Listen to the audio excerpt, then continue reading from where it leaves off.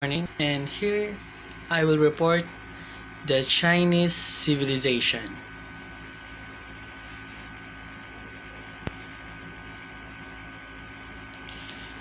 So, this is the timeline of my report. So, first of all, introduction of the Chinese civilization, then the geography of how the civilization start up, then the beginning of the civilization, and the establishment of the empires. So, first of all, let's talk about the introduction.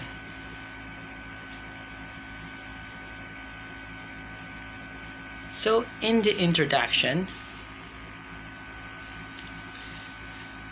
the China is the oldest surviving civilization. We know that Mesopotamia or Iraq is the oldest civilization, but the Chinese civilization is the oldest surviving civilization because it is continuously surviving all the time. Not just like Mesopotamia that they are surviving, but they are colonized by other civilization. Then of course this civilization were introduced they introduced Confucianism and Taoism. So the geography, we know that the start of the civilization developed in Huanghe River, or well known as Yellow River. And according to legends, the first ever dynasty was the Xia dynasty, founded by Yu around 2000 BCE. And it was known that Yu was able to devise effective means of controlling of the flooding caused by Huanghe. Or sa madaling salita, ay gumawa siya ng parang irrigation.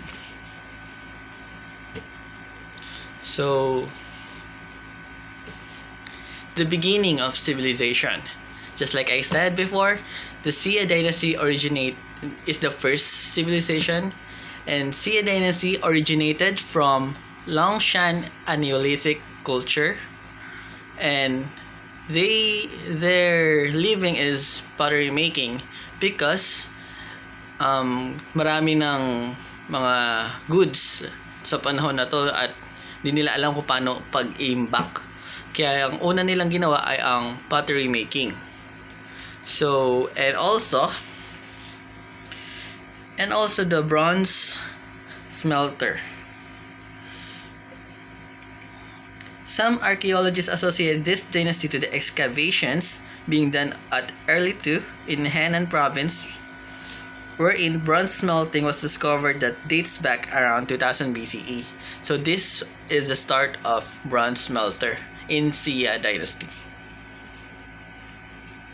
So of course, this is the start also of the mandate of heaven that every leader or dynasties has a divine right to rule the country or to rule the dynasty.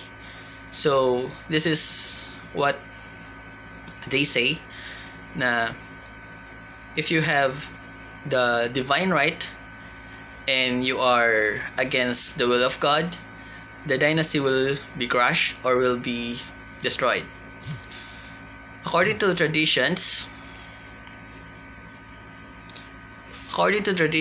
succeeding Xia leaders become harsh and believe that they will withdraw their mandate in heaven, just like I said. So that is the start of a new dynasty. So the new dynasty is the Shang dynasty. So it believed that it is the first dynasty that has an historical basis to rule, and they have the great city of Shang, Anyang, and Henan revealed the Bronze Age of Shang dynasty. So the archaeologists learned about the city of Shang and Anyang, the great city of Shang, like Anyang and Henan, and it is revealed that it is the historical basis. It is the first dynasty with historical basis to rule.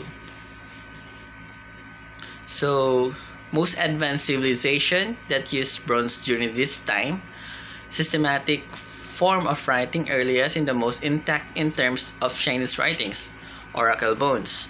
So, why it is oracle bones? It is came from the shapes or the images of the bones of the pig that in the oracles. Then, human sacrifices were common in this time, particularly with the death of Chinese leaders. So Shang Dynasty was defeated by the Zhou Dynasty from the Wei River. Zhou Dynasty lasted for almost 9 centuries, the longest dynasty of China. The Zhou period is frequently divided into Western and the Eastern Zhou. During the time of Spring and Autumn period and the Warring States period, several philosophies emerged that shaped Chinese consciousness: the Confucianism, Taoism, and Legalism. We know that Confucianism was originated by Confucius or Master Confucius,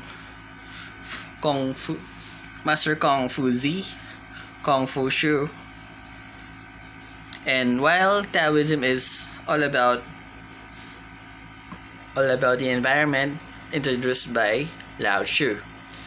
And the legalism that introduced by the student of Lao Tzu is Sun Tzu, that believed that the man was naturally born evil and selfish. However, these traits could be reversed by proper education. So legalism was used by the rulers of Qin dynasty as its philosophy of the government, and eventually brought down the Zhou dynasty. So establishment of empire. The Qin dynasty was able to unify the feuding states of China under his control. Why it is unified? Because before the Qin dynasty, there are warring. They have the warring states period. The warring states period is like they are having a war in China, and the Qin dynasty unified the China again. So the leader and the first emperor in the Qin dynasty is Shi Huangdi, and created the Great Wall of China. So the Great Wall of China was built as a defensive barrier against nomadic tribes originating in north of China. Estimated around 1 million people had to undergo forced labor.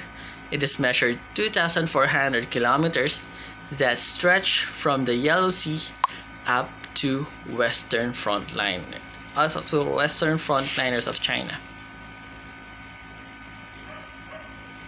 So establishment of empire. Han period is divided.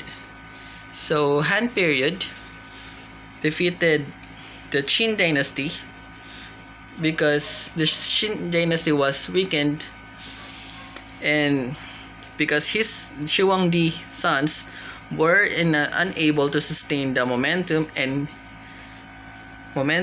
this eventually led to the downfall of the dynasty. So not long after,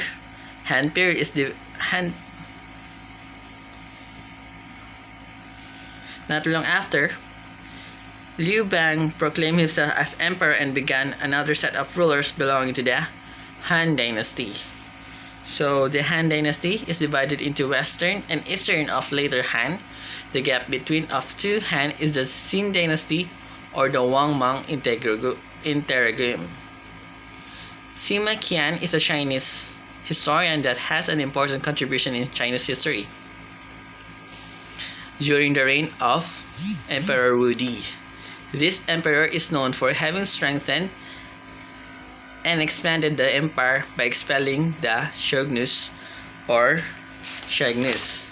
What is the Shogunus?